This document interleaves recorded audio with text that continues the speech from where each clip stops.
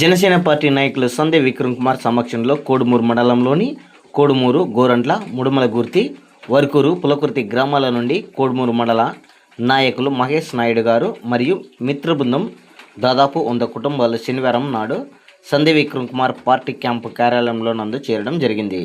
ఈ సందర్భంగా జనసేన పార్టీ నాయకులు సందే విక్రమ్ కుమార్ మాట్లాడుతూ పవన్ కళ్యాణ్ ఆశయాలను నచ్చి పార్టీలో చేరడం సంతోషకరంగా ఉందని, అలాగే జనసేన పార్టీలో మనమందరం ఐకమత్యంతో ఉండి పవన్ కళ్యాణ్ ఆదేశాలను, పవన్ కళ్యాణ్ చేసిన అభివృద్ధిని ప్రజల్లోకి తీసుకెళ్లి స్థానిక ఎన్నికలలో జనసేన పార్టీకి వచ్చిన స్థానాలను కలిసికట్టుగా కృషి చేసి ప్రతి ఒక్క స్థానాన్ని గెలిపించి పవన్ కళ్యాణ్ గారికి చింత సురేష్ గారి నేతృత్వంలో కానుకగా అందజేయాలని ఆయన అన్నారు.